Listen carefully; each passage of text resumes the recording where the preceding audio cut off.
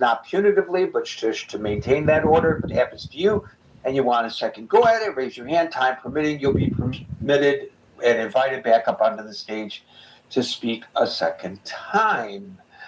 Unlike many of the other rooms on Clubhouse in the Critical Thinking Forum, we do not interrupt one another, and we treat each other with a degree of decorum and respect, even when we vehemently disagree.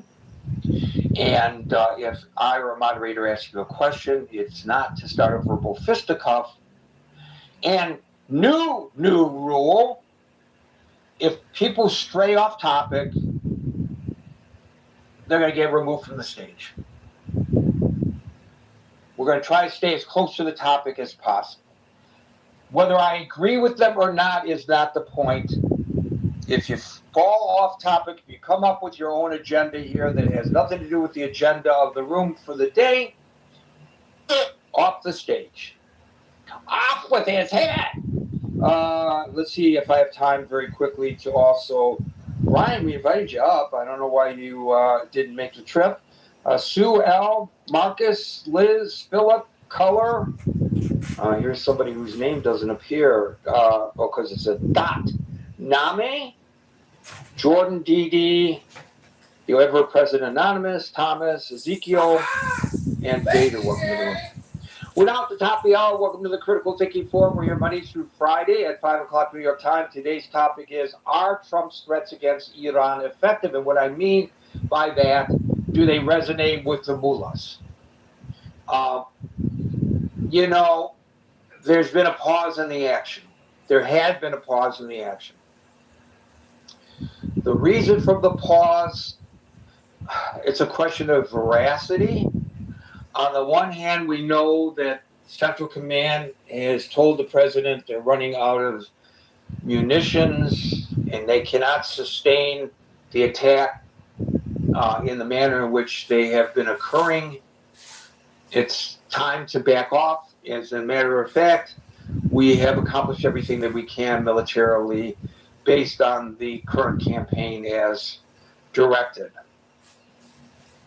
The president, of course, maybe because it's true or maybe because he's trying to save face, says the Iranians asked us to stop so that we can concentrate on negotiations. And then yesterday, the Iranians attacked U.S. military assets in Jordan. I was a little surprised that Central Command called it an attempted surprise attack. I don't believe for a moment that to the Central Command that attack was a surprise. I'm sure that they were prepared as they were because they did successfully repel, they say, the attacks. That it's not a surprise, it's a potentiality when it comes to Iran. And so how is it a surprise? You're prepared for it. But that's what they called it, a surprise attack. Well, that, of course, pissed the president off. Okay, so I'm going to use words that are not mine.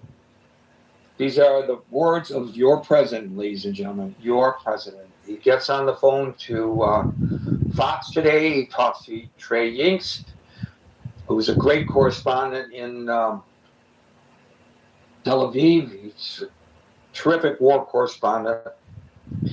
And this is what the president said about this so-called surprise attack to Fox News. Quote, "We're going to beat the fucking shit out of them." So, President of the United States, this is not Nixon venting in the privacy of the Oval Office and being caught on the hidden microphones. This is exactly what he said. He also said, according to Yingst, quote, "We'll be hitting them hard."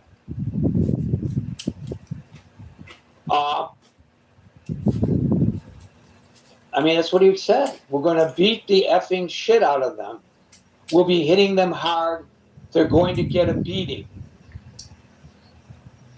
So, he comes up with all of these bombastic comments. Just a day before, he talked about attacking the bridges and power plants of Iran, which is something that even a number of Republican senators who have been solidly in his corner find objectionable, because they are on the record even as saying nobody wants the United States targeting targets that can result in civilian casualties. They've been very, very specific about the targeting. By the way, yes, early on in all of this, a school was hit. And it should not have happened. And it was a big F up by somebody in the military. But there is zero evidence to show that that was intended as a school being a target. It's not like the Pentagon said, hey, Mr. President, we can really mess with that Iranian regime. Wow, right there, right outside a military base, there's a school full of girls. We can break their back by blowing up the school. I don't think that conversation occurred. I think all the evidence suggests that it was a case of mistaken usage of the facility. I think they didn't follow the intel because the intel that they were using was dated, because that school had been used for other purposes. That building had been repurposed as a school. And it's a monumental screw up, and it got compounded by the cover-up. Well, we're not so sure that it was our cruise missile that did that. We're still investigating, but we believe that it was an errant Iranian rocket.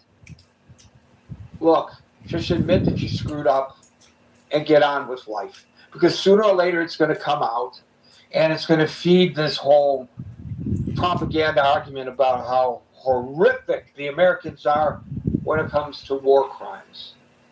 For that to be a war crime, it has to be deliberate. Again, it should never have happened. But it did. And God bless those kids and their family members. Oops. All Americans should have empathy for that. But as we hear the president's commentary, which gets more and more and more strident, and this is the strongest public statement that he has ever made, to my knowledge anyway, and I've obviously followed this pretty closely.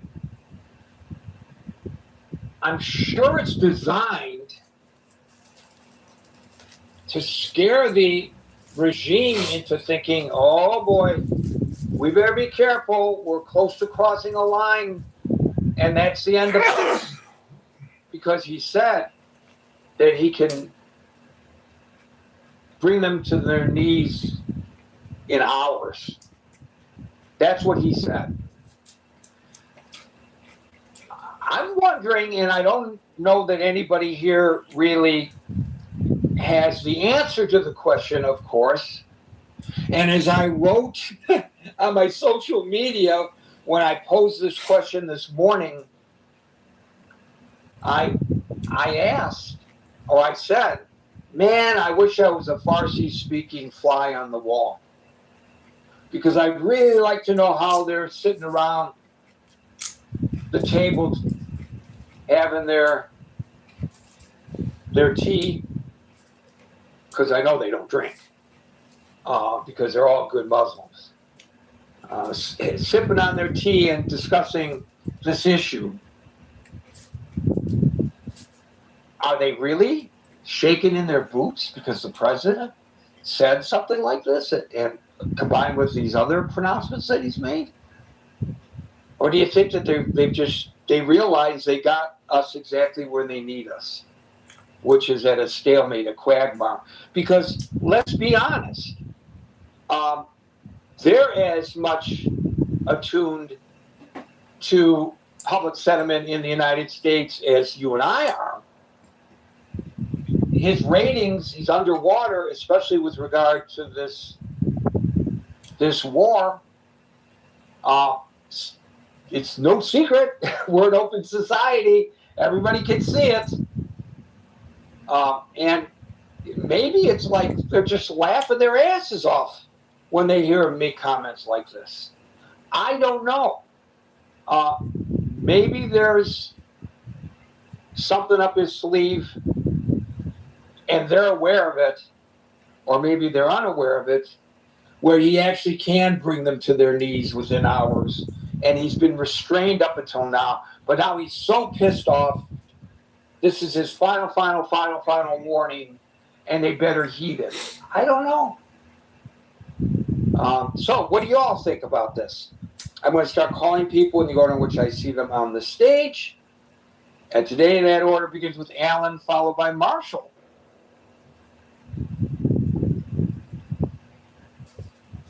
Hello, everyone. What happened to Scott? I was behind the Scott. Yeah, I don't know. He'll be back. I hope you're all doing good. Big hello to Miss Leeds all the way in New Jersey. Hope she's doing well and everybody else. I really like to hear Mr. Amir thoughts on this one. To be honest with you, Gary, it's a lot of yelling and screaming from both sides. It mainly, Trump has to have a show for the American. Well, the mullahs, they have to have a show for the Iranian. Which mullahs? They don't exist. Mojtaba Khamenei is dead, for all we know. Excuse me? Andrew, Mojtaba Khamenei, he was one tiny finger. Come on. Okay, he's one tiny finger of how many? Andrew, in this many room. of them. Many of them. Andrew, in this room, we speak one at a time. I will get to you. Go ahead, Andrew, my friend, maybe you don't know me. Born in Tehran. Probably. Andrew, hold on a second, Alan. Andrew, I'm going to tell you the room rules one other time because you're brand new. We speak one at a time. We don't interrupt one another, and I will get to you. So hold your thought. I want to hear what you have to say, but you have to wait your turn, please. Okay, Alan, please proceed. Gary, it's your show.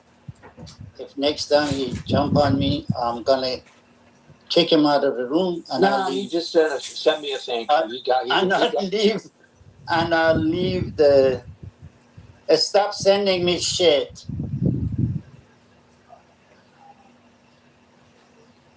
Anyway, to the point of the room, the topic du jour, you say that both sides are full of bravado. But it's also, isn't it true, Alan, a question of veracity? Yes. So here we look at the Strait of Hormuz.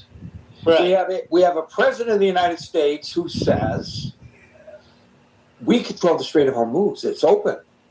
We've got the mullahs who say, ha, ha, ha, ha, ha, if the Strait of Hormuz is open, why has not one U.S. flag ship gone through the Strait of Hormuz since February 28th? And the other day when this little exchange occurred, the previous day, there were 4 ships that went through the Strait of Hormuz. Now, it used to be 140 a day. So, I don't know. Maybe the Strait of Hormuz is controlled by the United States and open.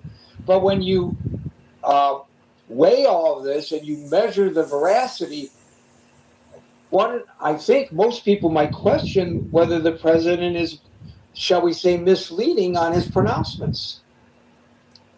Well, he is misleading on his pronouns, but that doesn't he's deliberately misleading. The Strait of Hormuz, he is right in one point, is open. I'd like to hear Amir's opinion on that one too, because this is what my opinion. This is what the information I get from my sources. The Strait of the way Trump says, the Strait of Hormuz is open because certain ship they go and come based on how much money they pay to Iran, and they go in and they come out. So he says this, which me and you we don't see, and we don't have the equipment to see how many ship goes and comes. They tell us what they need to tell us, or what is a necessity we hear. That's the whole thing is.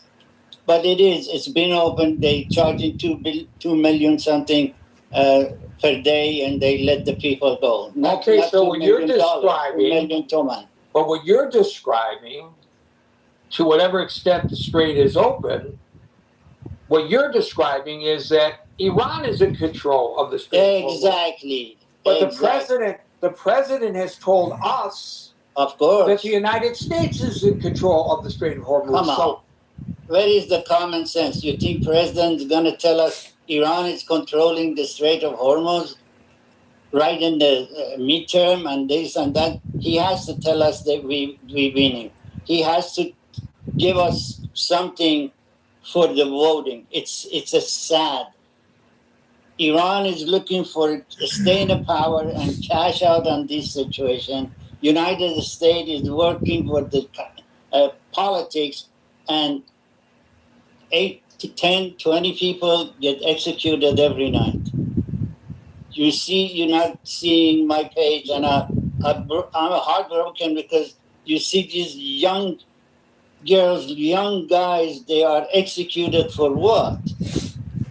You know how many people, 350 people they killed a few nights ago in the city of Isfahan? 600 something they were injured. They shoot this guy, 22 years old, in the heart, and they shoot his friend next to him with the BB guns or, shotguns.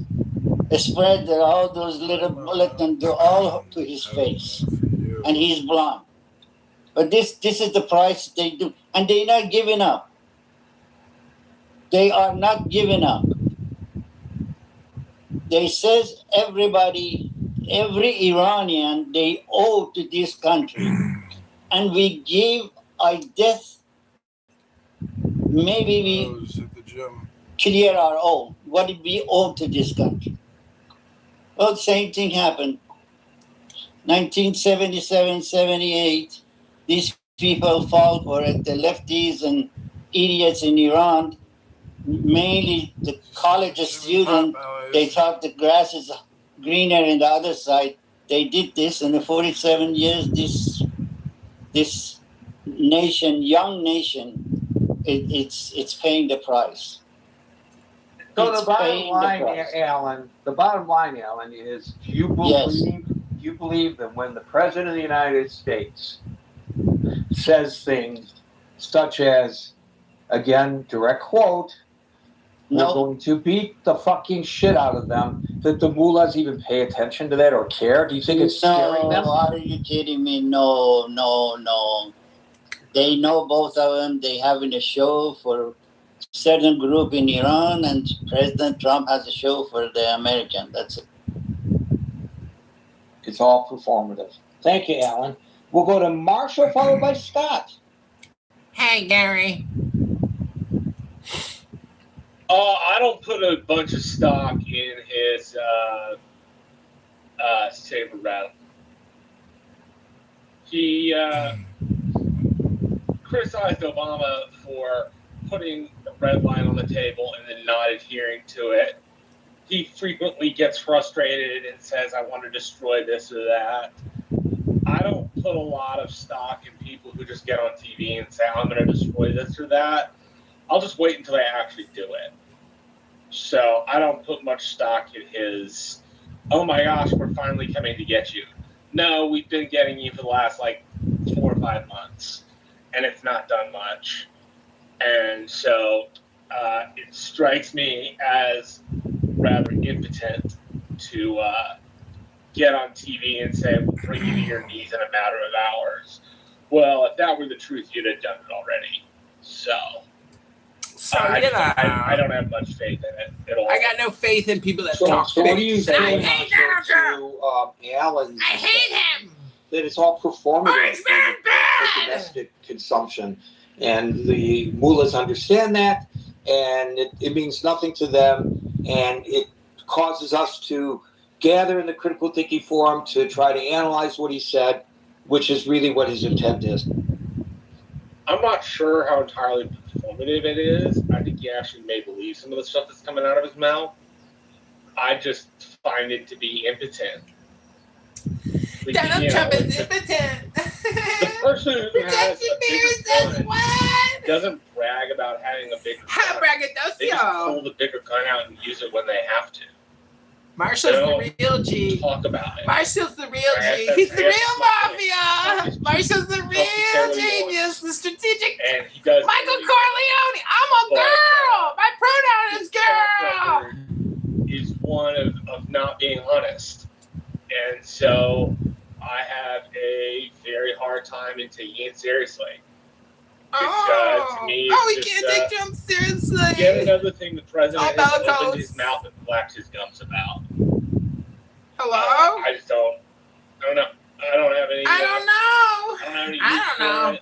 Fuck it, think I don't if he would know. have brought the regime to Hello? heal in a matter of hours, he wouldn't be spending billions of dollars a day. He would have just brought them to heal, which makes me think he is just whining.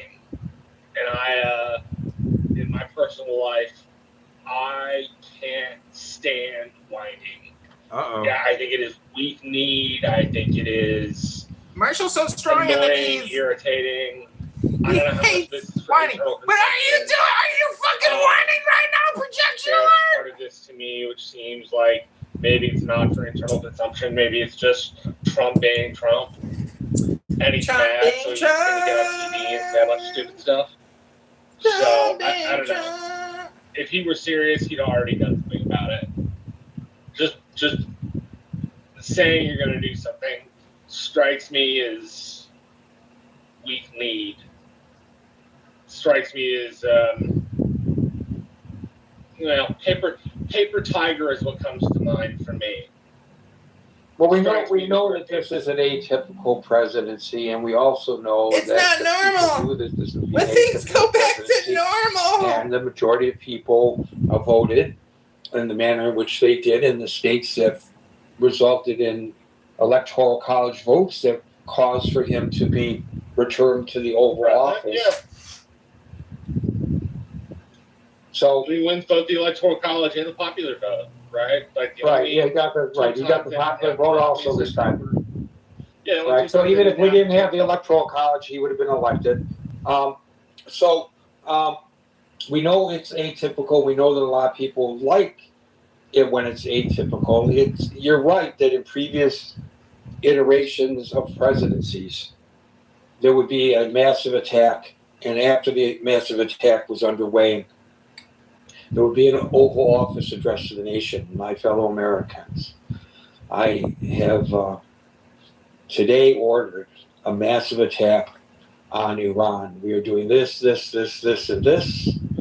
May God bless the United States of America, and then fade to black. Not this president. So perhaps there are those, as has been expressed on the stage occasionally, that this is what they want, this kind of bravado. They want, go out and win one for the coach kind of locker room talk that geeks up the football players to go out there on the gridiron and win. That may very well be the case for some people, but I think many people are with you, Marshall. But with regard to how the Iranian leadership views this, what do you reckon their view of it is? Probably the same as mine. Talks cheap. Marshall speaks for the Iranians. Trump's certainly good at talking. So talk is extremely cheap. It doesn't take anything. Then you're worth nothing, to be bombastic or blustery. All it takes is somebody to flap their gums. Thank you, Marshall. We'll go to Scott, followed by Yossi. So I think, look, I mean, I feel like I'm so repetitive. I say the same things now all the time on this show. You're not gonna. I think Trump looks at the regime, I think, through eyes that are, again, sort of like liberal Western eyes. Not that I think Trump is an illiberal figure, but I mean, I think he looks at them like he's dealing with a Western liberal democracy that cares about its people, whose leadership feels political pressure as things get worse in their country, as facts on the ground are tough, as economic situations are tough. I don't think that's the case here, And so, when a liberal regime fights an illiberal autocratic regime, the illiberal autocratic regime has the advantage of having strong stomachs and being able to take a beating, because Russia is the same way, right? I mean, largely, you have the advantage of, you don't have to really put the popular opinion or the lives of your people as a top priority. Scott, I have to ask you one question. You have to wait, sir. You have to wait, sir. Your turn. Why Trump make bomb? Okay. Are you crazy? Thank you very much. It could have been. Go ahead, Scott. I don't know. So I think that's a reality, right? And I think that Trump has misreads. It's like a poker player. I don't know how much poker anybody's played, but the old adage in Casino Royale, great James Bond movie, probably the best of the franchise. James Bond says to this woman who doesn't know anything about poker, said, "You never play your cards. You always play the man across from you." And a lot of it's true, unless you have a straight flush or something. Then sometimes you do play the cards. But largely, you're playing a game where you're trying to you read the person, and he's just consistently misreading, I think, the regime. And so, on that regard, and I think, you can win a lot of battles and lose a war, which we saw in Vietnam. How many battles did we lose, right? This can happen, right? Slick Nick 68. This ain't nothing. Folks who are fans of If the it's war, nothing, then why do you keep coming back to the comment and tell me it's nothing? Is that a projection? I agree. I don't deny that. The question is that the goal? Is that the strategy? Scott is not a Is that denier. the outcome? I mean, if the outcome is regime change, I don't know that just the weakening is going to do it. If it's to get the nuclear material, I definitely think that's not going to do it. Unless we just utterly conquer them, which is going to take boots on the ground, which I don't think we're going to do. I don't know what the answer is. Okay, but to the question du jour, how do you reckon the mullahs are reacting to this latest verbal salvo from the president? Yeah, I know. I think they're dug in.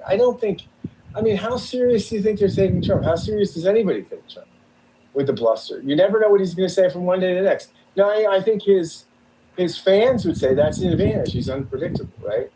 And, people say that's what we need, an unpredictable disruptor. I think his critics would say he's a bullshit artist. And maybe his threats aren't as effective because, he says 16 things a day and puts it all on social media. That's the thing. How effective is the negotiation stuff? Dad? No, not your dad. A little gotta bit get on your of phone and chaos, call your daddy. I can This see is as an the wrong advantage. phone But when call people for just stop daddy. taking you seriously. I don't know. Maybe the movement is terrified. I don't know. It doesn't strike me. It doesn't feel that way to me. But what do I know? But it doesn't. They seem pretty defiant, right? They don't seem as though, at least rhetorically, that they're buckling or softening. Thank you, Scott. We'll go to Yossi, followed by Amir. So the last time Anson mentioned something about bringing all Americans together to support this war was on point. It was perfect. And I really want him to repeat what he said, because that's exactly what needs to be happened. So for the best, the countries, like the regimes, like Iranian regime, you cannot bomb them. You cannot threaten them. They thrive on it. they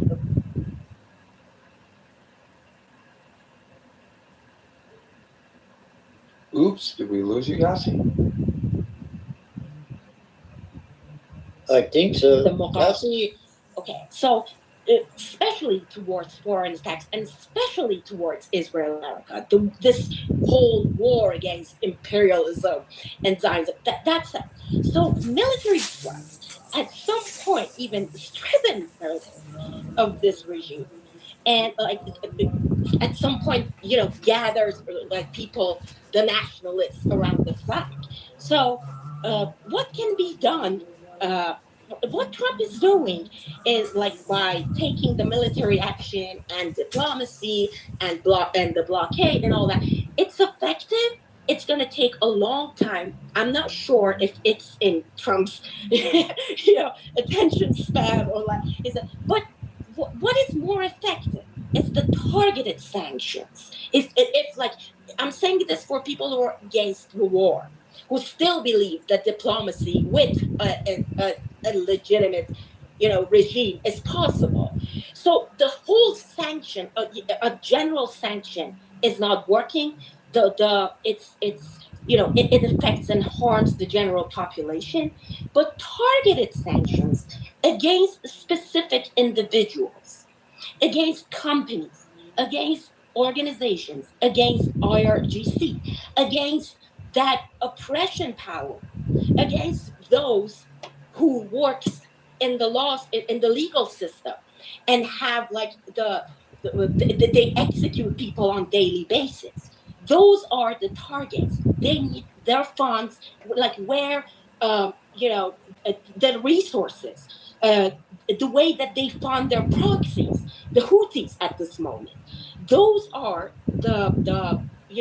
where the sanctions should be, not like in population in general, because again that would work for in benefit of the narrative created by the regime. This is a regime that worked for 47 years by creating a narrative.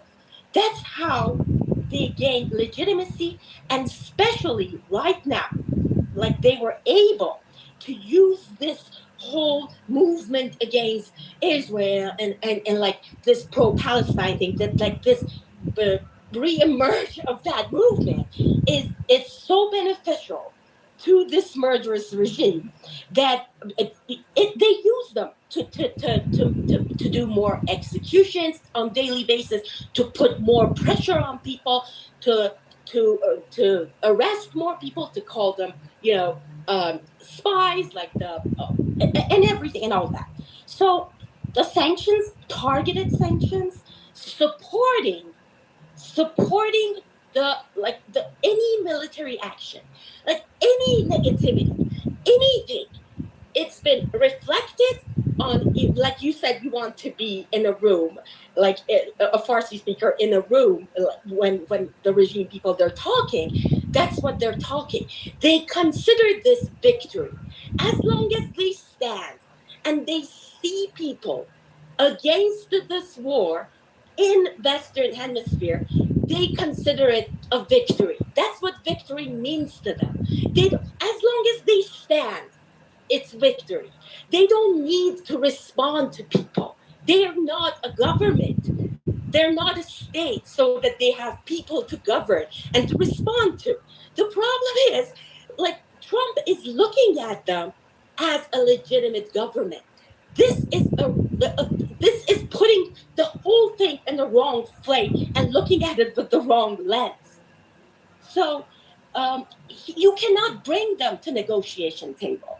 This is the thing. What they're doing at the moment, like, you give them in a silver plate the best MOU possible. The whole world was complaining about it. So and look what happened.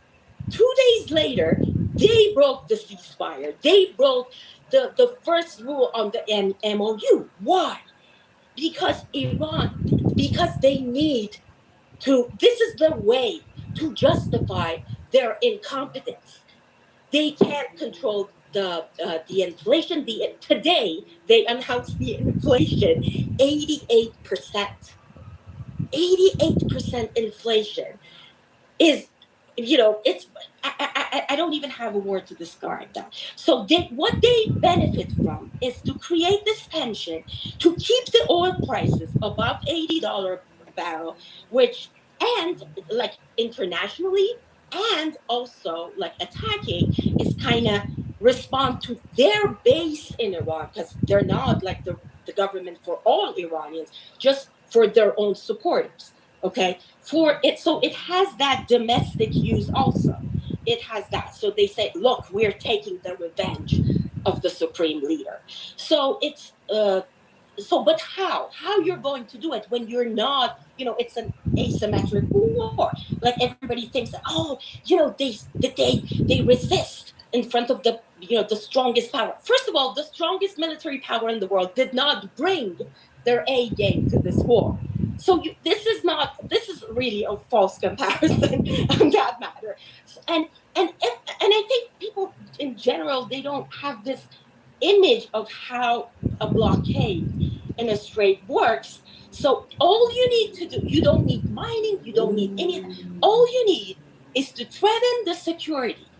So there won't be any insurance. So the ships won't move. There's no transition. That's as simple as that.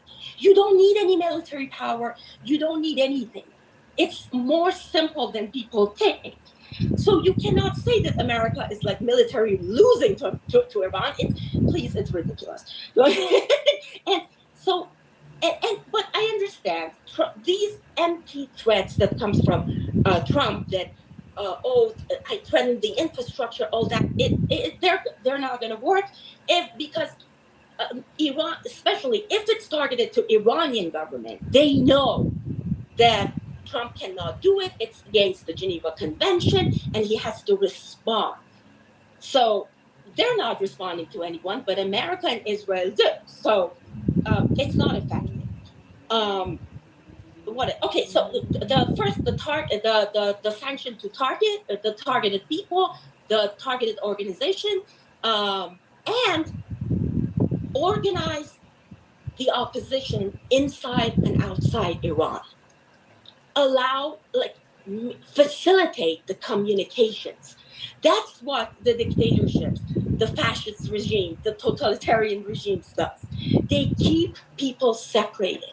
They, the divide and conquer. That's what they do. So bring them together. Look at Bibi. Look at Netanyahu. Look how he addresses Iranian people. He comes and he looks at the camera and he talks directly to people because he knows that they are the boots on the ground. He is using the real resource and the real power, which is the Iranian people, who are like 70, 80% against this regime, at the verge price. Every moment we saw an example of that 2 nights ago. Like, again, after all that massacre on February, they rushed to the news to help people, to bring them down from to stop the hangings. So the will is still there. They've been shot. There were 3 people killed. This is what has to be happening. You need to enforce people by addressing them directly, by telling them, I am doing this for you. If he wants to, brag and lie, this is what he has to do. He has to meet with the opposition outside Iran instead of keep trying to negotiate with this illegitimate regime. That, something that I haven't seen the American media talk about is that they evacuate the embassies in Tehran. French embassy, UK embassy, all the Europeans evacuate. So it's a good sign. It means that it shows that something big is coming, the rise of, military actions from America, or it means that they are joining this war. They are slowly willing to do. But the Trump's biggest mistake was America's biggest. And, something it's more the strongest power. Coalition. America has this hegemony because it had the power of coalition with the world. You ignore that, Mr. President, before going to a war with Iran? That is a mistake. And what I'm looking for is if he starts to change his narrative, talks to Iranian people, have like these unofficial meetings with the opposition, but it's not going to happen unless he wants to talk to the regime.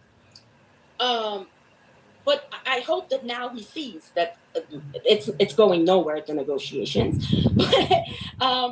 So that's it. Organize the opposition, address the people, count on them as the boots on the ground, have their facilitate the communications and fund targeting the IRGC people, the people in charge, and this stop of the flow. You see, they were saying fears. If Iran stopped selling oil, the oil prices will spike to $300. It's been 2 weeks. Iran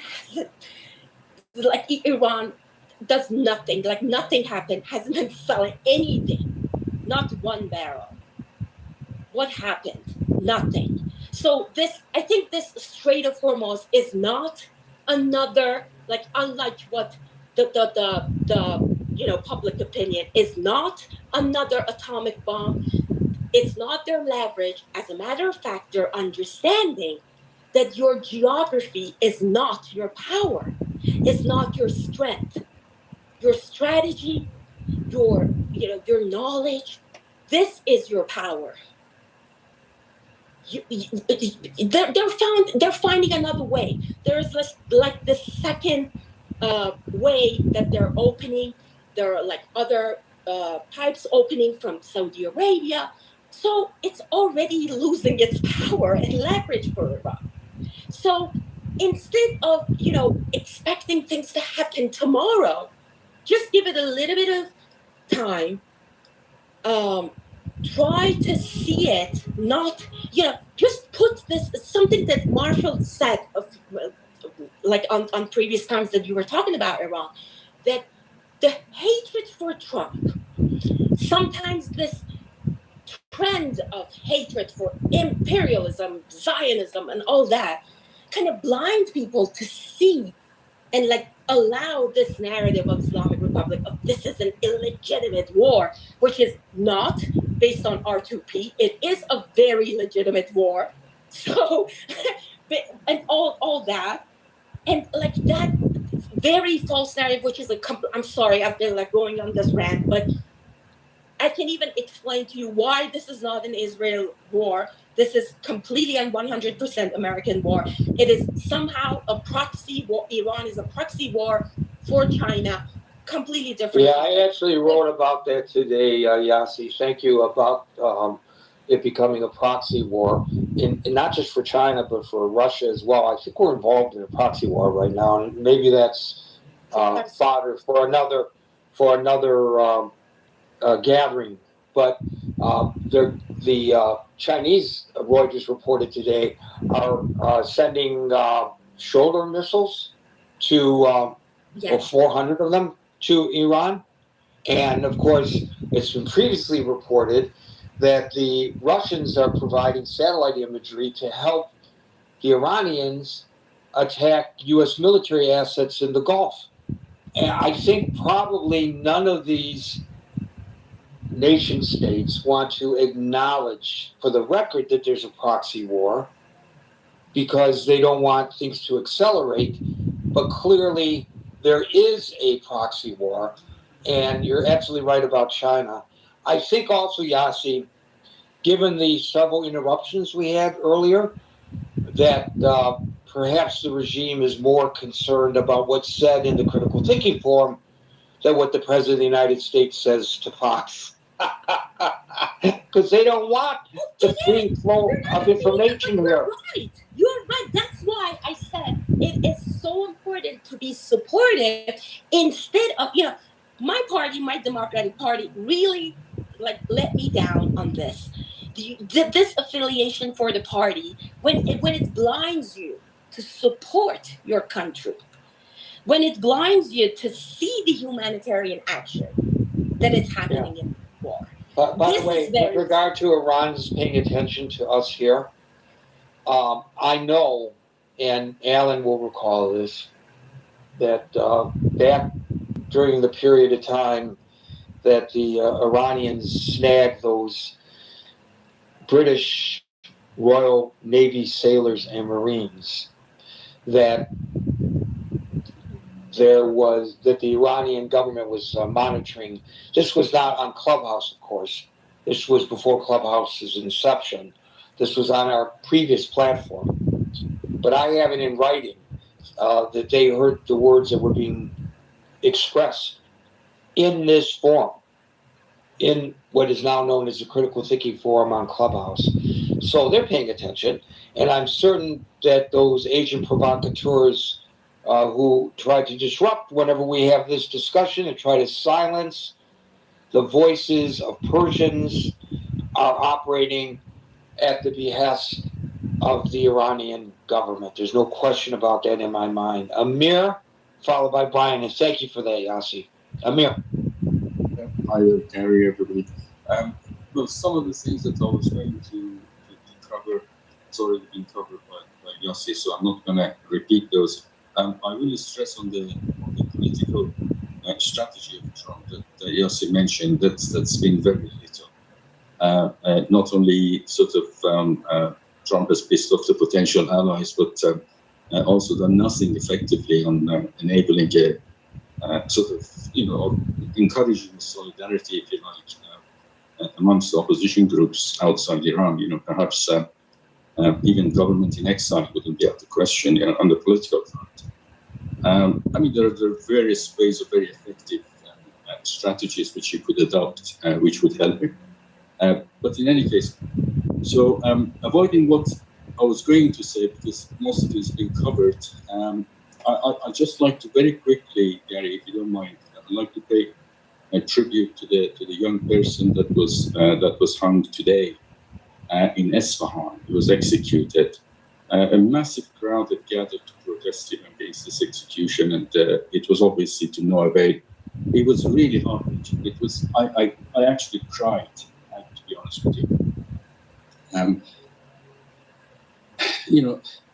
He was in his 20s. He actually put the rope around his neck himself, and he gave a victory sign and a heart to everyone. And this kind of bravery is absolutely unprecedented amongst the people. And he was only a young man, in his 20s. Just imagine how his parents felt witnessing this. Excuse me. So these public executions, they're obviously partly to create fear amongst the people, fear, horror, fear amongst the people, and also to deter future uprising. But that is not the whole story. It also shows how audacious the regime has become. And not only in public executions without any care, even though a lot of people gather, thousands gather, but also is shown by attacking U.S. base in Jordan. This is there is a clear message here. This is a furthest base away from Iran. This is sending a clear message of boldness, of if you like, dominance. Not just to the internal, but also to the external audience. I mean, this needs to be taken seriously, But at the same time, Gary, let me tell you, the regime is also well aware of its own weaknesses. First of all, it's hated by the majority. The 70-80% that Yossi mentioned is really on the small side. It's probably more than that. The regime probably only has about 10% supporters. It has a serious failing economy. It cannot even pay wages. Inflation is close to hyper. It really is likely to run away in the months to come. So the regime is desperate, is absolutely desperate to come out of this by somehow. Well, if they're so desperate, why are they dragging their feet at the bargaining table? And does these kinds of pronouncements, or do these kinds of pronouncements from the president, force them to act in their own best self-interest by finding a way out of this quagmire that they find themselves into as well? Or are they just ignoring the bombastic pronouncements of the president, Amir? No, well, I was just going to finish my sentence by saying they're desperate to come out of this, saving face, but on their own terms. And their own terms is very simple. Their own terms is get out of here, Mr. America. We don't need you in the region. We are the regional superpower. And do shut up, 90 million. We are the boss here. That is how they are desperate, but that is the terms that they're after. So, well, those terms aren't palatable to the president, I don't think. Sorry, say again? Those terms are not palatable to President Trump, I do not think. Well, I do hope not too.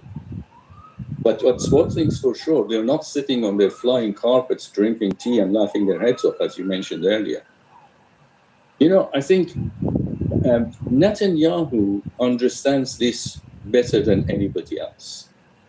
And I think, following his meeting today with Trump, I think Trump also now understands it better.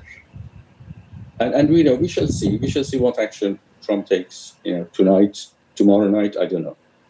But at the same time, you saw Irakchi, the foreign minister of Iran, visiting China. So we know what all that is about. I'm absolutely certain that Irakchi is going to put Iran on the table for China, providing China makes sure that they do stay in power. It's as simple as that. It is not so much a proxy war because US is on one side. So it's not a fully fledged mutual proxy, but it's certainly proxy from China and Russia point of view. Russia is not just providing imagery. Russia is also providing GLaSnost satellite, very precise military rate satellite location finding, which they've got of their own. I mean, GPS may be close to Iran, but GLaSnost isn't. The Chinese isn't. So this is kind of a very serious situation. And if it's not taken seriously by the American public in the terms that they're not providing the support that Trump needs, then they're going to, as I said before, this can of worm, which was opened on 28th of February, is going to turn into a barrel of snakes before you know it. You're going to have to deal with it somehow. You've started it. You have to finish it. So the bottom line then, Amir, excellent analysis. Do they even give a damn what the president says when he makes these comments? Or does it cause them to sit up and take notice? I think they don't give a damn what he says, but they do give a damn what he does. And as Marshall says, let's wait and see what he does, because as I've said many times before, I don't really care what he says. I'm more interested in the trajectory of what he does. And let's see what he does. Thank you, Amir. Hamilton, I think China and Russia, they are more precisely pay attention to Trump, what he say and what he does, than Iran themselves. That's the thing is, this is not just the war between Iran and United States.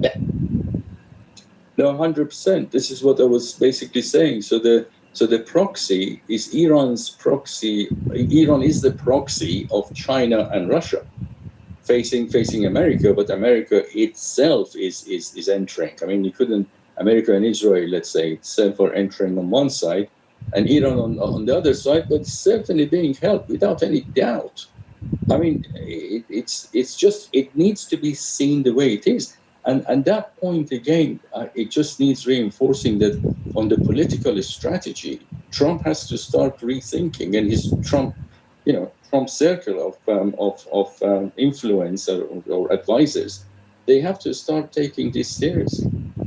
They have to do, at least they have to, if they can't sort of enable, they can encourage, they can talk about it, create forum for solidarity amongst the opposition groups.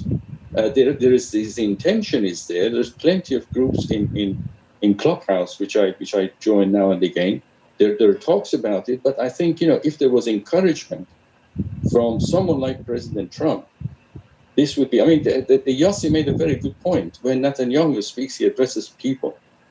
I mean, have you ever heard Trump addressing people? Okay, he said to stay at home at the most critical time, which was completely the opposite. So, I mean, there are issues on Trump's strategy, which obviously needs to be addressed. And let's hope he's listening to us, Gary. Thank you. Thank you, Amir. We'll go to David, followed by Moran. Hey, Gary. Good to be back in the room.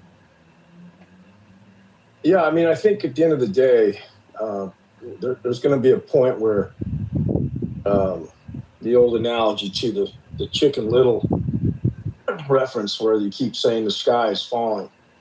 At some point, people stop believing, the sky is going to fall. And I think the Iranians are at a point where they might be viewing our commander-in-chief as Chicken Little. Unless, of course, there's a full-blown outbreak in this war. You got to back your words with actions at some point. And, the stock market today obviously is rallying and doesn't believe the bluster. They believe that Iran has checkmated the region. Not only that, Gary, we're seeing the Houthis implement the same playbook with regard to earning tolls out of the Red Sea. So they're seeing money-making opportunity with regard to the quagmire. Iran is debating with Oman as to how to maybe divvy up these spoils. And, if anybody wants to, excuse me, and Trump's a master at making money out of hay where there's none to be made. I mean, with regard to our tariffs, the shakedown of countries across the globe, and so forth. So it probably is chafing him that Iran has us by the tail with this ability to earn money off of the worldwide meltdown in the economy with global shipments.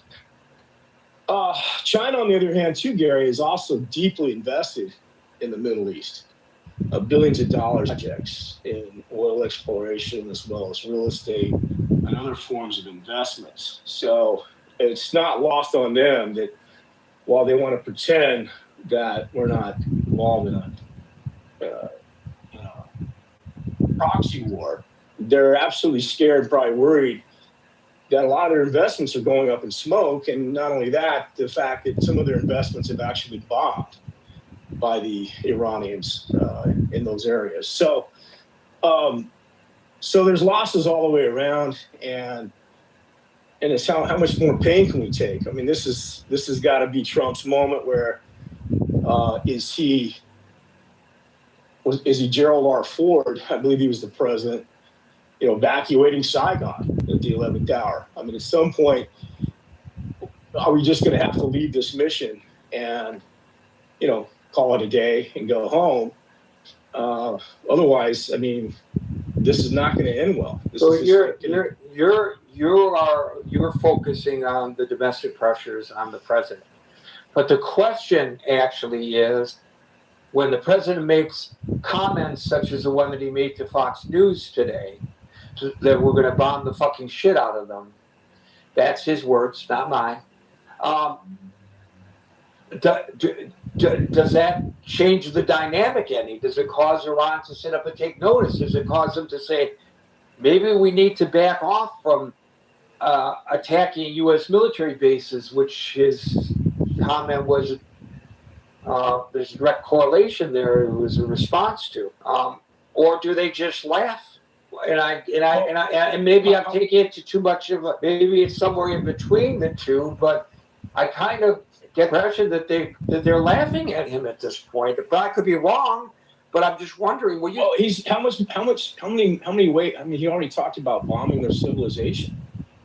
I mean, when you talk about bombing a civilization into the Stone Age, it doesn't get much worse than that. If that's, and then if your response after saying that isn't that you're still not in the Stone Age, then what swear words going to do to the regime?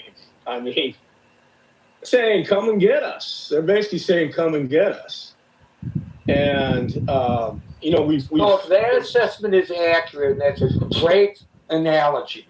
If when the president said we're going to bomb them back to the Stone Age, and that seemed to have no effect on their demeanor towards the prosecution of this war, why does the president, do you think, make comments such as the ones he made this morning when history has shown that it has little to no effect on the regime, if you're accurate in that assessment?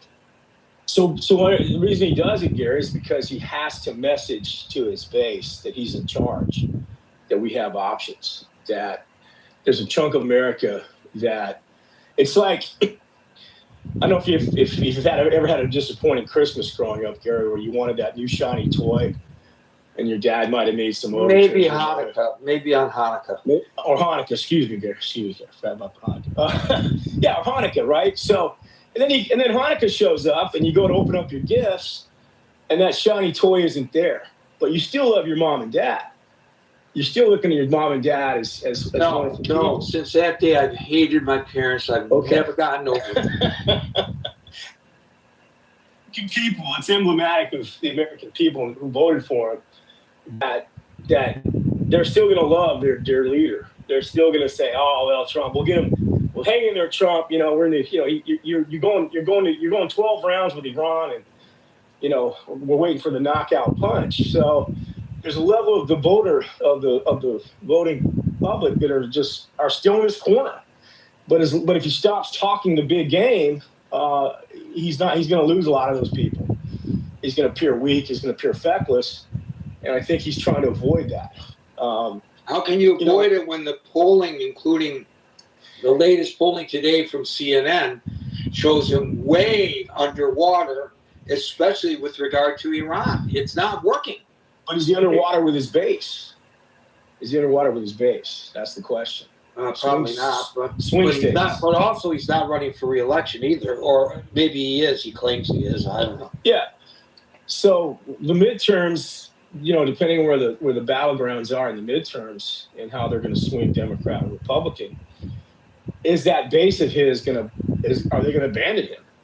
I mean, we've seen what the Pentagon's been doing with regard to scrubbing the data or the intel coming back on the deaths and injured. They're hiding some of the more disastrous components of this campaign. Do we really know the death count number? I think the death count we know, but what they've done is that they've reclassified things. So if an American soldier is killed as a result of Iranian armaments in Iraq, they claim that it has nothing to do with this war. Yeah, see, I mean, that's just gamemanship with American lives. It's not, it's another way to distort how badly this has gone. And of course, the ultimate sacrifices are being made in terms of the loss of our men and women in uniform, which could go up very substantially, Gary, if we're not careful. There's also talk that we've hemorrhaged our arsenal, our defense arsenal. That how effective can we be if we can't defend our aircraft carriers and our borders with Israel and some of our bases in the Gulf states? So at some point, I mean, they need to take stock. And Hegseth doesn't have a whole lot of answers when he's called on the Hill to account for this. I mean, this is absolute mismanagement 101. And so I think there's a whole lot of moving parts here, Gary, that beg to question our ability to do what he's saying. So I'll leave it at that, I think. Well, don't sell Hexaf short because he's going to inject all service members over the age of 30, including the women with testosterone. So we're good hands. Don't worry. Okay. He'll reach a All right. new low, we promise. Thank you, David. All right. We'll go to Moran, followed by Silly. Hi, Gary. Hello, everyone. What I've been hearing is a lot of passion, a lot of wishes, a lot of conflicting desires. And the issue is when it comes to politics, we have to look at national interests and realities. The reality is this is a conflict with different sides looking at it with different levels of importance or value. As everyone pointed out, we are dealing with a regime in Tehran that just recently, in January 8th and 9th, massacred tens of thousands of their own population in 2 nights, in 2 days, with guns, killing them. They cannot trust their own population. They're scared to death for their lives. So for them, it's a fight to death. They don't care. You can go hit all the bridges, all the refineries, all the power plants. They're going to fight all the way till they're gone, completely gone. Because if they let up, their own people will take care of them. So they're just going to fight all the way. This war is not that important for us. You have to be honest. That's the difference we are dealing here. We're dealing with one side fighting for the survival, fighting for the lives on the other side. And also, they have taken all the Iranian people as hostages. I mean, Iranian people are allies. They're pro-West. They're not anti-Israel. And that's the strategic asset in the region. This is the one we want to keep and win. So now what we have is an imbalance of desires and wills in a fight. We have an imbalance of importance.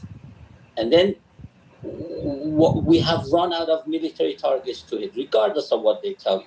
Once you have hit 20,000 targets over the 12-day war and the 40-day war, and this past 7 days to 13 days of bombing, there isn't really any military targets left. All you're left with civilian infrastructure, bridges, refineries, power plants, which will, if you hit them, you make the life more miserable for the same people that are our strategic allies and assets. These are the people we need to have a future for Iran, to have Iran participating in a region in a constructive manner. These are the people we need. And if we just hit those, we're going to create more supporters for the regime. So we have to be very careful what we do. The reality is, as I said, this is just a political loss for the Republicans. It's not that important. As I said previously in this room, even if they get most of their wish, which is what? $1 per barrel fee for going through Strait of Hormuz, since most refineries get 20 gallons out of a barrel, and there are other products that comes out of that barrel. Even if you take all the cost of the $1, that would be just 5 cents at the pump. That's not that important. It is important to get the oil flowing, to keep the energy getting to the markets and keep the economies. That's important. But I mean, what really Yassi and people, even me, we want this regime gone. We want this regime completely gone. But for that to happen, you need a land invasion. You need to go all the way to Tehran, and there's no political will for it. And more importantly, there's no time, because we have an election coming in this country, and the election is 3 months away. There is no time to prepare for a land invasion in 3 months. There is no time to take care of the regime in 3 months. And who knows what's going to happen in the election. And if you look at it, we have conflicting interests on both sides.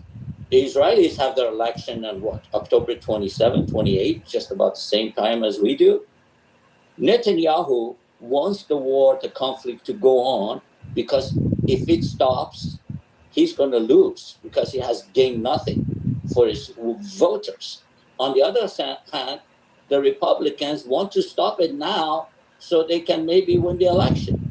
So these are conflicting interests, even the two sides on this side. And as I said, this is only a political fight here, not for the survival of the country. Opening of the strait, letting the oil flow through, it's important, but that is not the issue that some people are talking about. The removal of the regime requires commitment that is not in this room, it's not in Washington, it's not anywhere. And there's not enough time before the elections for it to happen. And as I said, even with our ally Israel, we have conflict of interest. Netanyahu wants this to continue. Republicans wanted to stop, which is, in my view, is very conflicting. And as I said, I don't know what's going to happen, but I don't think it's in our national interest to continue fighting a war that it's not winnable. It cannot end. The only way is to come up with some sort of a political solution, sanction the people who are torturing and killing Iranian people. And as you put it the other day, you can play guacamole any day with them, no problem. But hitting infrastructure, refineries is going to backfire. It's going to hurt the people who are our allies. So as I said, it's very conflicting interests here, lots of passion and emotion. I'm all with them, but sanity and logic dictates to follow national interest because our strategic threat is China. And the biggest winner of this conflict has been China from day one, and Russia. These are the two winners of this conflict. If we could do what was supposed to happen for the regime to disappear in 3 days or 3 weeks, that would have been a great strategic win. It didn't happen. It's not going to happen. So we have to be realistic, and just going after infrastructure in Iran is not going to help anybody, is not going to help us, is not going to help the suffering people of Iran, and it's not good for anybody other than, I don't know, anybody who's crazy just wants to kill people for no reason. There has to be a purpose, a reason, a clear goal. And I don't see us winning this war in 3 months before the election. All we can do is add to the suffering of the Iranian people and create confusion and not achieve anything. So I think it's time for a political solution. I don't know how, but that's the only way I can see it. Again, as I said, this is just a matter of political game for us. It's not life and death, but for the regime and the lackeys, it's life and death. So those are my words, Gary, and thank you for your good rooms all the time. So do you reckon that the regime's assessment is the same as yours? And if so, does that mean that they necessarily do not take to heart these increasing threats that come out of the mouth of President Trump? It's not that they have no choice, Gary. Whether they believe it or don't believe it, they're going to act the same way. Because if they let up, the Iranian people are going to kill them all. So they have to fight till last one of them. And that's no, I get that. I get that. But in terms of the president claiming that that the United States is going to vastly increase the prosecution of this war, do you think that they take him at his word, or do they question his veracity? I think I'm going to repeat what I said, Gary. They do not care whether he goes all the way and does what he said or he doesn't do it. Either way, in their calculus, they have to behave the same way. In fact, actually, I have heard in some of these Persian rooms that some of these guys are calculating that maybe this is a trick by the Trump administration, because they just, once the price of oil goes up, they talk about stopping, not doing anything, so the price can come back down. Then they go back, start hitting. The number of the missiles are limited. They're not reproducing them. So what's happening is the price of the oil comes down, Trump starts hitting them, they start using up some of the stored missiles they have, and then the price goes up, then Trump cools down, then it comes back down. So actually, they think right now the only threat they have is if Trump goes after the infrastructure, they're going to hit everything the Saudis, Kuwaitis, Emiratis have, just going to cause mayhem in the oil market. They can do it today. But if this goes on, this going slow and coming back, going slow and coming back, as if you can exhaust their stockpile of weapons or missiles while you monitor the price of oil not to go too high to cause too much damage.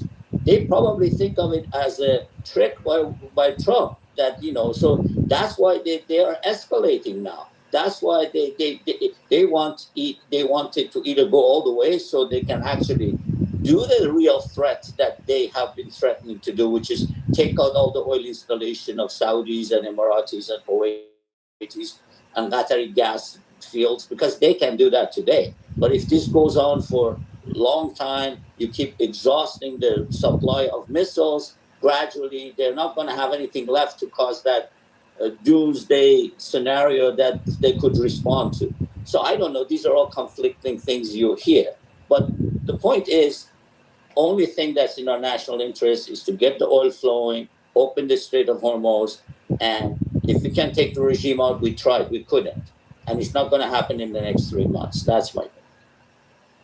I think the president has as big a veracity problem there, Moran, as he does here.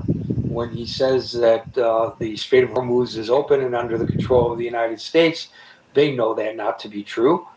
So most of what he has been saying and not delivering on adds to the question of his veracity. And you may be right that they don't care whether he increases the use of munitions against the regime or not, that they have to take the tactic that they're taking now in order to protect them from being overthrown by their own people. That may be true, but I cannot imagine how they could take anything he says seriously, because he's not been a man of his word.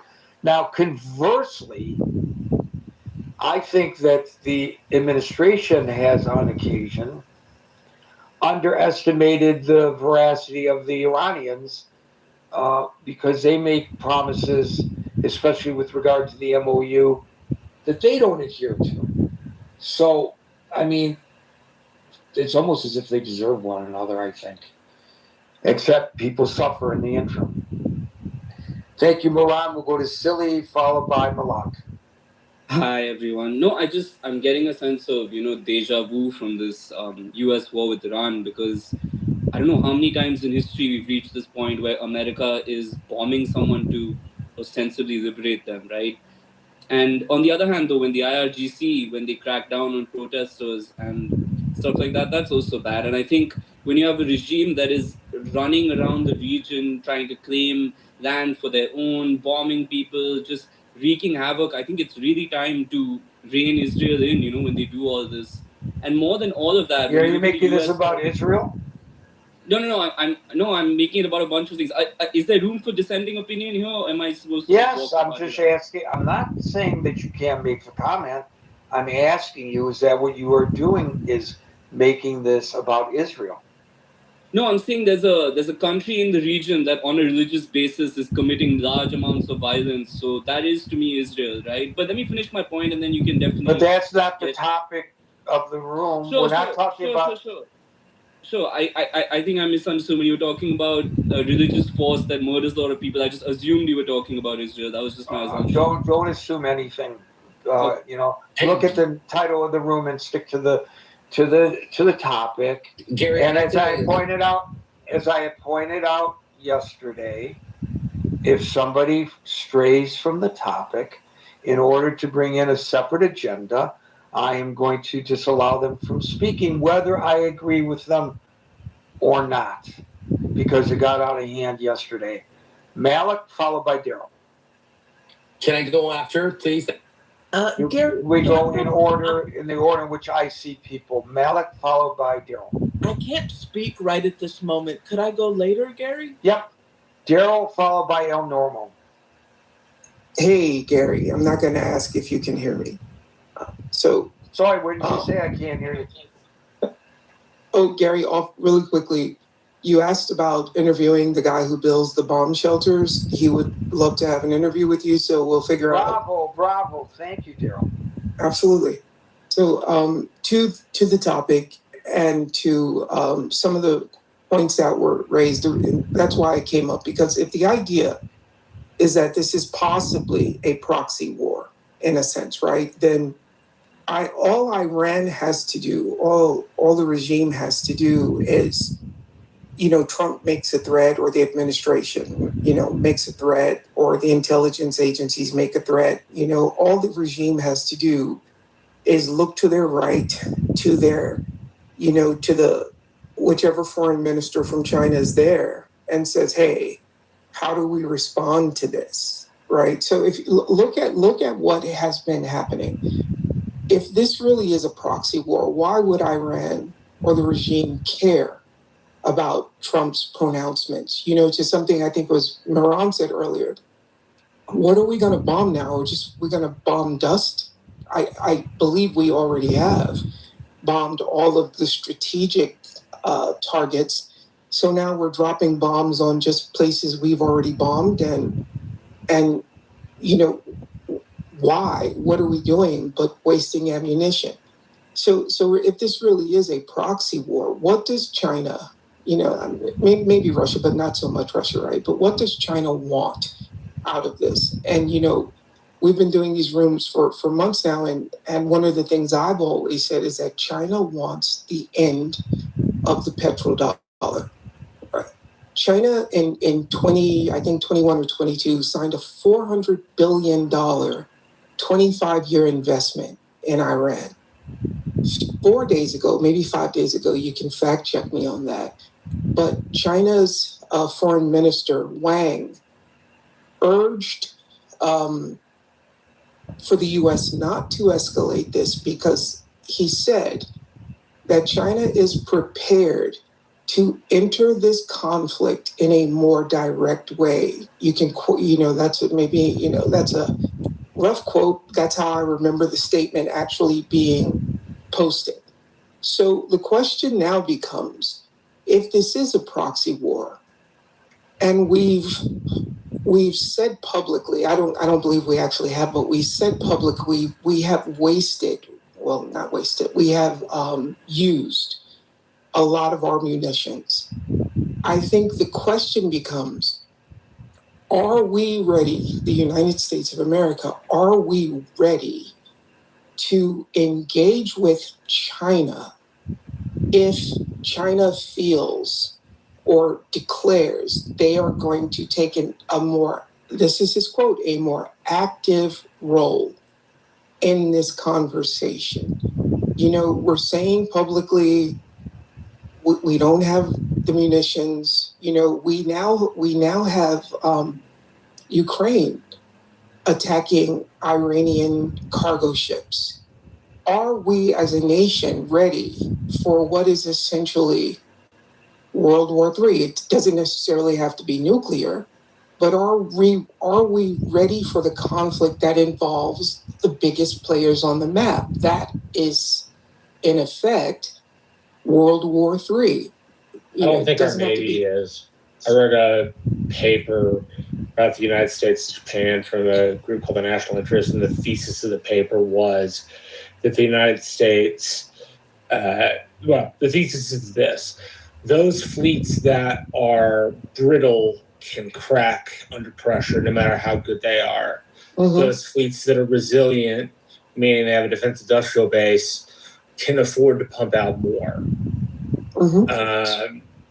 And that amounts to the Chinese knocking out part of the 7th Fleet in the South China Sea with their area access, area denial tactics. And the United States defense industrial base would take a couple of years to reproduce another carrier. Mm-hmm. Right? So, the thesis was that we're Japan before World War II. Fleet's the best in the world, sailors best in the world, equipment's best in the world, but we're brittle because we don't have anything to be able to replace the ships that are sunk. Which leads me back to this other argument that I read years ago, which was we should have smaller aircraft carriers rather than larger ones. That way you're not sinking, $22 billion ship in one shot. And to my friend down there, Yassi's point was that we have to, we should look at this Gary, we've joked about if we were Tom Clancy writing a novel, if we were writing this, it would be very strategically advantageous to a country like China who wants to end American economic dominance on this planet to use a country like Iran to let us get tired of this boxing match. We're in the sixth round. Our arms are tired, and China's actually pronouncing, okay, we're ready to get into this. China last week sent one of their foreign ministers to Japan. They had a secret conversation.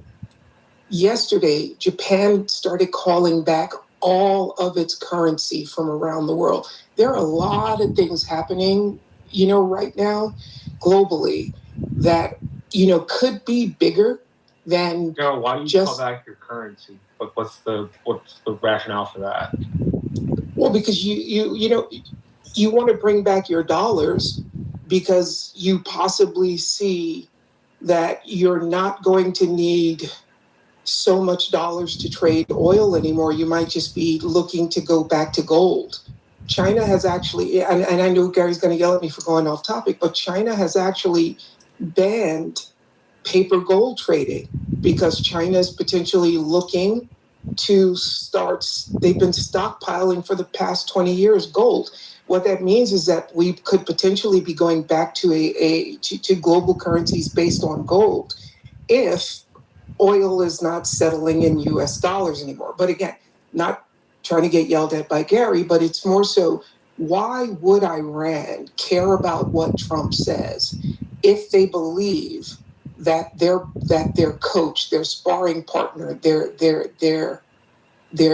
China in chief is telling them, hey, don't worry, we have your back and we're ready to get into this.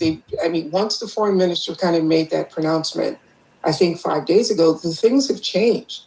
China's got a lot of money invested in Iran. And, someone, I think it was Mahan who said earlier, we've already bombed some of their investments. It's at some point, this is either going to escalate into that thing, or America is going to say, hey, this is Reza, your mic is open. Oh, that's okay. Or America's going to have to figure out what fight it wants to have, and is that fight worth it? Maybe it's the guns of August all over again. Yeah. Sleepwalking slowly into a global conflict. And then by the time you realize you're in the middle of it, you have neither the munitions nor the people. You're about to get knocked out by the biggest guy in the room. Yes. Sorry, Do you know we had a little technical problem here, and I lost audio. Thank you. You all right there, Gary? Yeah, I'm fine. I just lost audio. It's the Chinese Communist Party, Gary. They don't want us talking about it. Could be. Daryl, that's why you didn't get yelled at. He couldn't hear you. I don't yell at Daryl. Do I? Malik, are you back? Normal followed by Sano. Alrighty then. I always like to hear varied perspectives. What Trump has done is something that we should have done half a century ago, when it would have been easier, but we didn't have the appetite for it. Because half a century ago, we had a really sweet man named Jimmy Carter, president, who misread this situation entirely. Misread the movement of the Ayatollah Khomeini, this horrible criminal, and didn't realize that it was a cancer in the region, in the world, because it is an apocalyptic cult that, like communism, like Stalin, that wants to slaughter its own people and enrich and empower itself.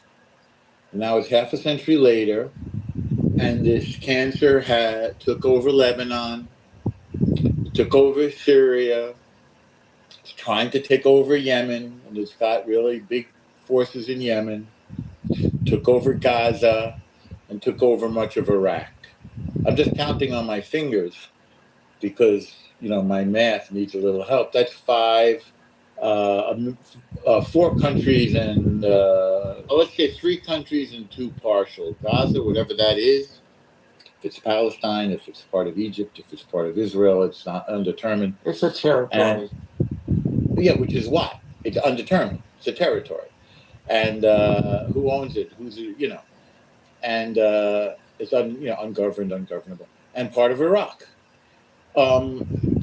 Trump has exposed all of this, whether or not we want to see it. Not necessarily because he's a genius. He's not.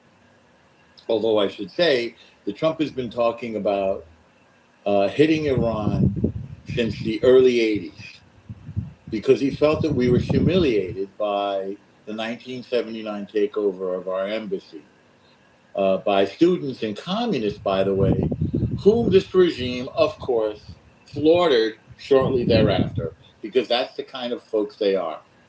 Murderous, treacherous, and hungry to enrich themselves. I watched great reports recently from McNeil Lehrer at the time of the revolution, 78 and 79, and how we completely misread this situation. So let me, just a little context, and thanks for indulging me. Are Trump's threats against Iran effective? Nobody has hit them like we're hitting them. Nobody has done the kind of damage that we're doing to these mullahs slaughtering their supreme leader, achieving almost immediate air superiority and air dominance. The supreme leader's dead. The leadership is dead. Their military is in shambles. So one thing I think they know is that they're afraid of Trump. Another thing that we know is that they're afraid of Israel, which is why we haven't seen them attack Israel lately, because we know Israel is absolutely ready to knock them from here to kingdom come. Again, the IRGC, not the Iranian people, which is interesting. So the U.S. military has been preparing for this for half a century. Israel's been preparing for this for almost as long. And this means liberating the Persian people, a beautiful people, as I said here before, with beautiful... I love you, man. Beautiful cinema. Whoever is saying that, thank you. Beautiful culture, beautiful food, beautiful art. It's all being destroyed by these mullahs. These people, the beautiful people of this old civilization, are under the heel of this horrible despotic regime. Meanwhile, the Gulf nation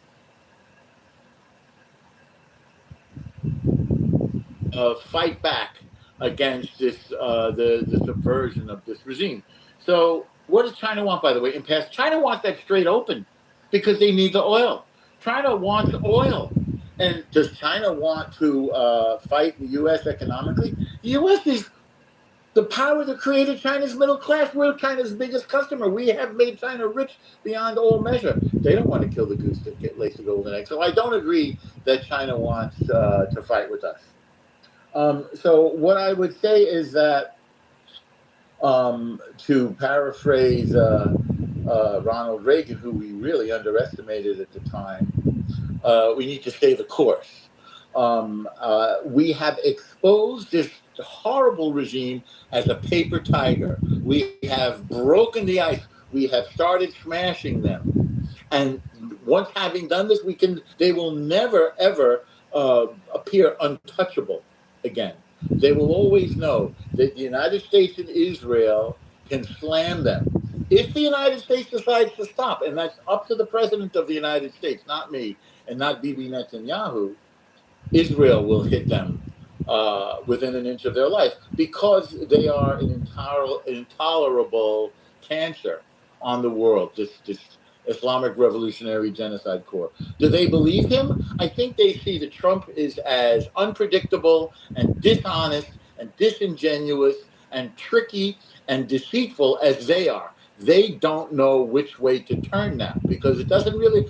Trump knew that the MOU was not binding. He's done a million MOUs. He lives on these phony deals. Will we get... I noticed the Dow took an 1,100 point drop today. I don't know if it'll come back, if Trump will make some other crazy announcement and bring it back up. I don't know. But I do know when it comes to the question of this room, that what we are doing against this cancer is effective, and we have to keep going and get it out. We don't leave a little bit of cancer in the body. We got to get it all out and make sure the margins are clean. Thank you so much, Gary. Thank you, Norm. Sano, followed by Sama. Hello, Gary. I think Mehran made a lot of valid points. At this point in the conflict, if the U.S., if Trump targets and hits Iranian infrastructure, it doesn't help. Actually, it might even make things worse for America's position, because the most valuable ally that America has in this situation is the Iranian people, and they might lose them. Actually, I think IRGC wants that something like this happens and Iranian people suffer. So they say, you like America? This is America. But on the contrary, I think there are things that could lead in the right way. Well, we haven't seen any evidence that shows Trump acts based on a strategy or long-term plan. I think all the evidence we see, all the things that happen, point to the fact that actually Trump is acting based on his personal whims, and it just can change like this with a glass from like this to that all of a sudden, and that won't work. But I think on the contrary, what will work is like there are 2 or 3 things that could work. One is targeting heads of the regime, if that is still possible, as they did at the beginning. And that was done by the help of Israel, and especially Netanyahu, with intelligence help and practical help on the ground. They started by hitting the supreme leader. That was amazing news for millions and millions of Iranian people. Unfortunately, it didn't continue like that. Israel had the chance of hitting also Ghalibaf, but Trump stopped them because he wanted to deal with Ghalibaf, and he thought he's a very, logical man we can come with an agreement with. And he has, I think so far, he has confessed he was wrong. These are sick people. You cannot deal with them. They are just crazy. You cannot trust their word. Yeah, he has admitted that. But again, he's going back to like, no, they are logical people. We can deal with them. So this doesn't work that way. So one of the strategies that could work is decapitating, hitting the regime heads, but that works with the element of surprise. What has happened now, all the surprise is ruined with all the reports and Trump rambling on Truth Social and the things that leak to the newspapers. Wall Street Journal is reporting, all media are reporting. There's no surprise left. So they will, regime heads, which are RGC heads, they will go back to their tunnels and to their holes. It will be much more difficult to hit them. There's another thing that Israel started doing, but they didn't continue, and that is extremely effective. At some point, they started targeting the checkpoints. The checkpoints are now the regime's tool to project power against the Iranian people. Israel started targeting them by drones. I don't know if they were FPV drones controlled by Mossad agents on the ground, or as some people speculate, they were released by some kind of aircraft from above, and at enormous cost, they were directed by the help of the agents, like the people they have on the ground, to the coordinates that the checkpoints were there. But that was extremely effective. If they just continued, like imagine they could continue that for a month or 2 months, it would wreak havoc in all the regime operation forces, a lot of whom are not even Iranian. They are like Hashashabi from Iraq, Fatimiyyun from Afghanistan, and they are projecting the regime's power to Iranian people.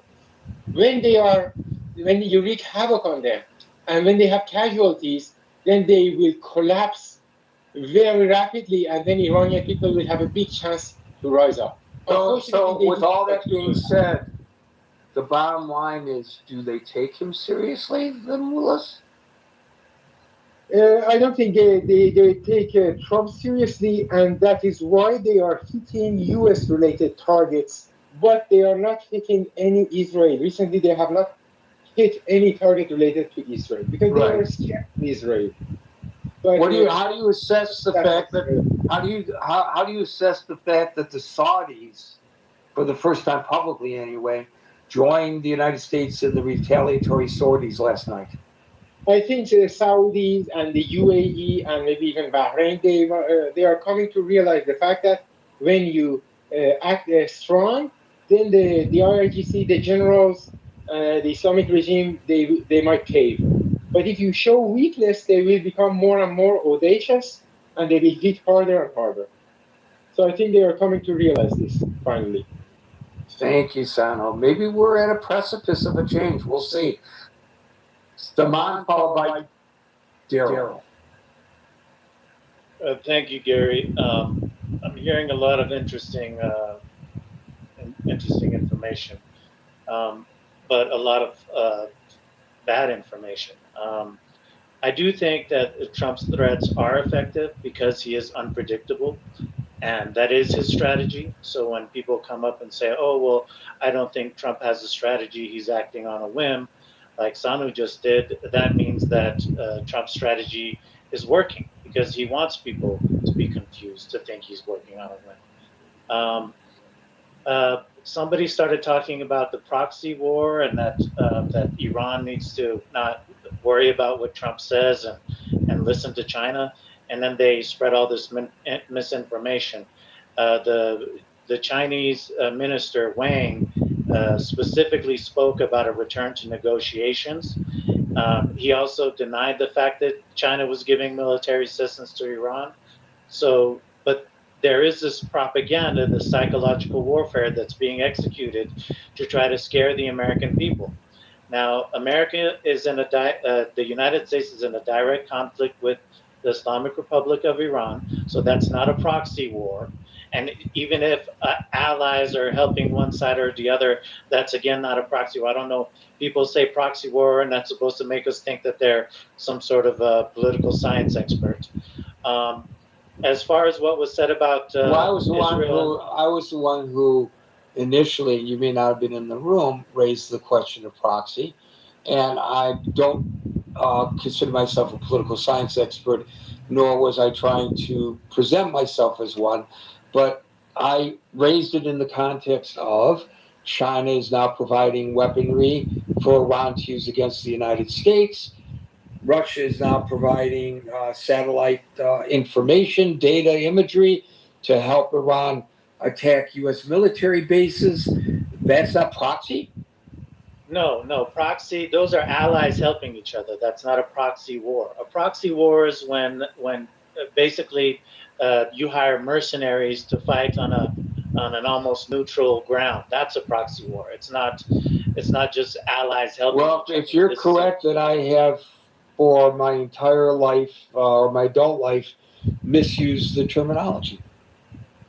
It's probably. I mean, I can recheck, but that's essentially what a proxy is. Allies helping each other doesn't make a proxy war. What was happening in certain third world nations? It's an opportunity for the Russians to attack the United States without using Russian troops, much as the United States is arming Ukraine to attack Russia, not using American troops. That's not a proxy. That's not of the Russians and the Chinese. Yeah, I think that Like, that would mean. I mean, I don't want to get hung up in a semantics discussion, but I think that's what's being articulated, whether the terminology is right or not. That's what at least I when I use the term proxy, what I have been trying to articulate. Yeah, we can come back. You have rooms every day. We can come back and rehash that out. What was the other thing that they were saying? I'm getting feedback. That's thank you, Reza. I think the other thing that was being discussed is Israel's form of fighting. As far as Khamenei being killed, that was informed Israel that they were going to be meeting. And so to try to parse this out by saying that the United States intelligence is doing one thing and Israel intelligence is doing another thing is patently incorrect. It is United States CIA intelligence that told Israel that everybody was going to meet and that was an opportunity to take out Khamenei. But the bigger issue is, I think Israel has. There's an article out on Israel Hayom, and the source for the article is David Barnea, the former head of Mossad, and they have another source which is a secret Israel branch. And in that article, it talks about how the plan to attack Iran back in February was intended to be executed in May. But because of the protests that started in January, the 18th and 19th, they decided to push that plan ahead of time, and they frantically sped up the process to attack in late February.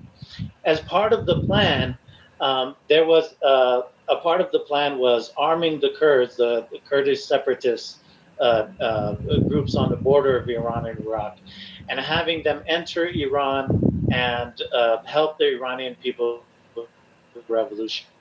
That part of the plan, according to the article and based on what we saw, was not executed. So I think a lot of people are saying that, are trying to make it sound like Trump is completely, doesn't know what he's doing, and that all the good ideas are coming from Israel. But the fact is that the initial attack, the original plan was an Israeli plan. Yeah, but nobody is saying that here. Nobody said that here. The question of the day is whether these threats, which really, but I guess the only other one that comes to the level of the one that was made today was bomb them back into, the Stone Age. I think he used the terminology. Today it is, we're going to beat the fucking shit out of them. That's a quote from the President of the United States on the record in an interview with Trey Yingst at Fox News. So the question is not whether the Israelis are pulling the strings, as you are suggesting that several have suggested. That's not today's discussion. Today's discussion is when the president makes such pronouncements, does it have any effect on the Iranian regime? And I don't believe you're directly responding to that. Gary, my point wasn't that Israel's pulling the strings or not. Sano said that everything Trump did, he didn't know what he's doing. He's acting on a whim, and that Israel was targeting the leaders and that Israel's intelligence was much better. So I was directly commenting to that. I get that. Yeah, I get that. And to that point, and that might have been made actually during that period of time that I lost audio. But to that point, there's no question, and I think you would agree with this, that there is immense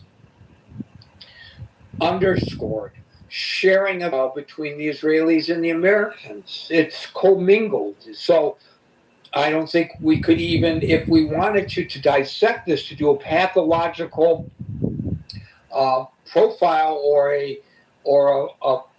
autopsy of the information, maybe is a better way of putting it, that we could determine whether it's Israeli information or American information. They commingle it in this regard, and it's a combined effort, I believe, between the intelligence agencies of both. Yeah, and to land on the main topic, I will say that by confusing the regime, Trump is being effective. Sometimes he's threatening them. Sometimes he's trying to reach peace, and he's saying, okay, well, maybe they can be good people. Maybe they're reasonable people. This is just a tactic to try to give them a cover and to say, yes, we are good people. Let's, sign this agreement. So I think he is effective in confusing the opponent, and we'll see what happens. I think their goal is the same as what we all want, and it's not about the United States bombing them into regime change. It's about stopping the nuclear program and then helping Israel and the Iranian people reach their strategic goals if they have the will to do a significant portion of the work themselves. And I'll land there. Thank you so much. Gary- Not to belabor the point, but the Oxford English Dictionary defines a proxy war as a war instigated by a major power which does not itself become involved. So there you go. Daryl, followed by Reza. Hey, yeah, Gary, I just came back up because I was kind of commented directly on, and I actually wanted to read Encyclopedia Britannica. A proxy war is an armed conflict where major powers avoid fighting each other directly by instead supporting opposing local groups, smaller countries, or surrogate forces. So this idea that a proxy war is allies fighting allies, I can't even repeat that rubbish that was just said, is usually what happens when someone has an agenda when they're speaking. I don't spread propaganda. I am a put my money where my mouth is guy. And if anyone says that I'm saying something incorrectly, I will put an open bet of $10,000 and I will wire the money to you, Gary, if I ever come into your room and say something that is factually not true. Well, we can all say things that are factually not true inadvertently. I've done it myself. So don't put your money on the line like that. I'm a New Yorker. We're all human beings, and I'm sure the time will come where I would have opportunity to collect, and I don't want to do that to you, Daryl. Yeah, but thank you. But thank you for defending yourself, as I also defended against the. I never heard the terminology. Using mercenaries is what a proxy war is, but maybe there are other definitions out there. I think, I'm in radio, and sometimes if you want to be successful in radio, which is a very intimate, and what we're doing here is akin to that. This is audio, obviously. This is a very intimate setting. And so the language does not necessarily have to be precise.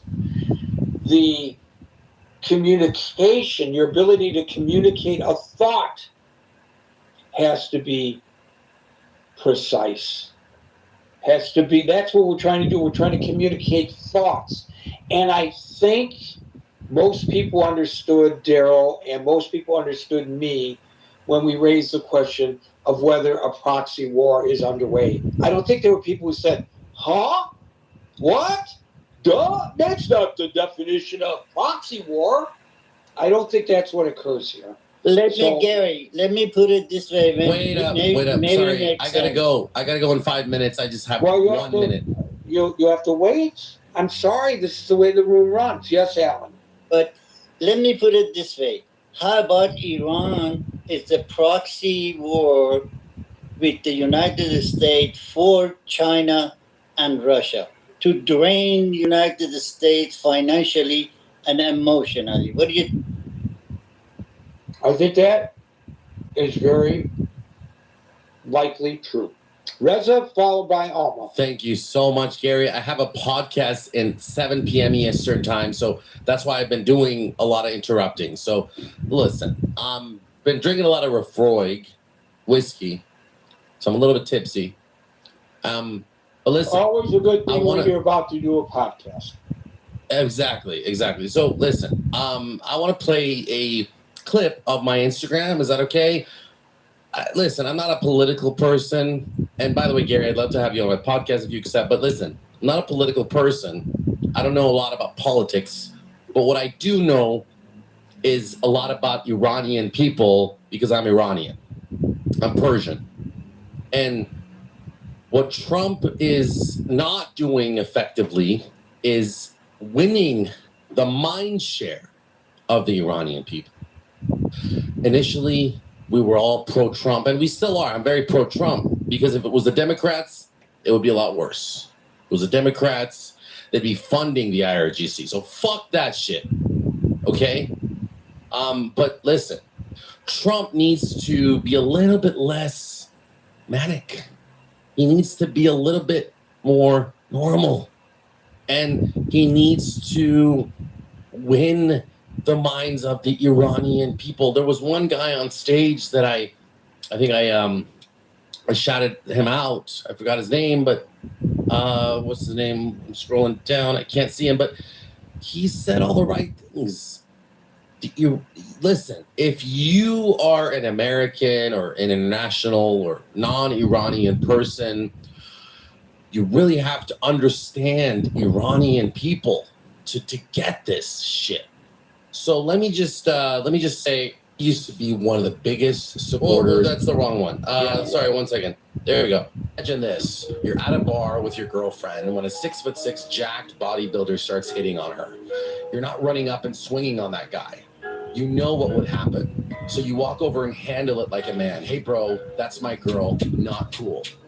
Now, if it was some scrawny little nerd doing the same thing, you'd shut that shit down fast. But if the guy was about your size, you might actually throw hands. Here's the reality. The IRGC is picking a fight with the most powerful military forces on Earth, the United States and Israel, like they're the same size. They're not being brave, they're being reckless. And every time they escalate, it's the Iranian people who pay for it, their own people. They're risking the total destruction of their country just to prove a point that they can't back up. So let me say this clearly. The IRGC, and if you support the IRGC and what they're doing to Iran, you can go yourself too. Okay, thank you for that entertaining interlude. Thank you so much, Reza. Gary. I will Thank say that to your serious point here, before we even started, during our little warm-up before the show began, I said to Yasi that it's very unfortunate that the United States encouraged people to go to the streets, and then the people went to the streets and they were inexcusable. Got a couple more minutes, so I think we have time for Alma. Yeah, good evening. Gonna try to answer the question directly. They are not very effective, and here's why. Because the mullahs have been around for so long, and with their GRC, IGRC thingy, these guys, I mean, initially they are smart enough to know that you take the United States military might lightly at your own peril. That's not a good idea.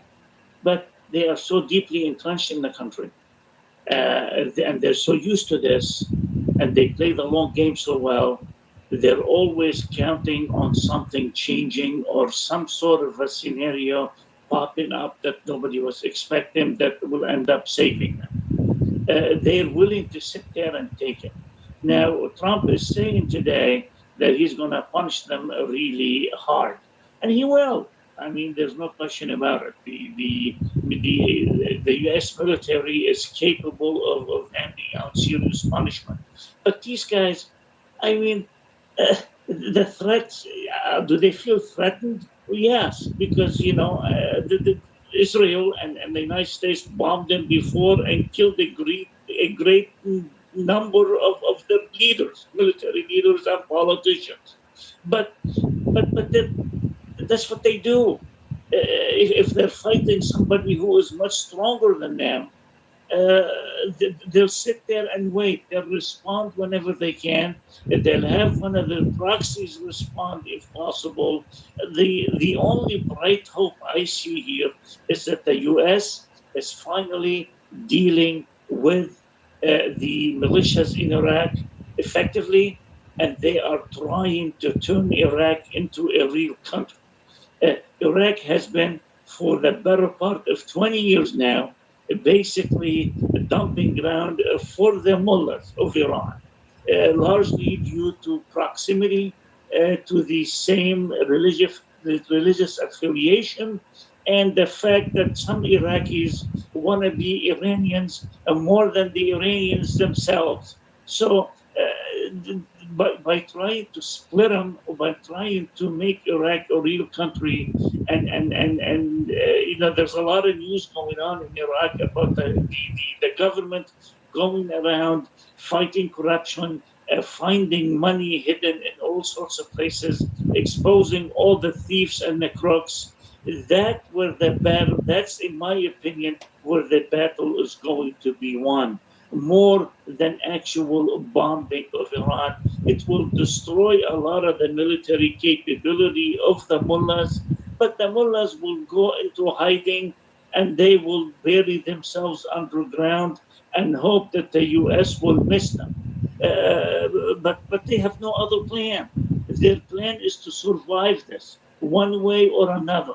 They've been at it for almost 50 years. They played on different variations or on different variables on the international scene, on the regional scene. They attack here, they withhold attack there, they support here, they deny support there. That's what they do. These guys are survivors, but they're not very good tacticians and they're not very good politicians. And certainly we were able to see that they're not very good at the military, militarily. They're unable to put up a good fight. So this will go on for a while. Thank you, I got to cut you off. We can't go on for a good while because we're out of time. Folks, we're here Monday through Friday at 5 o'clock New York time. So till 5 o'clock New York time on tomorrow for the next edition of the Critical Thinking Forum. Everybody be safe, be well, and peace out.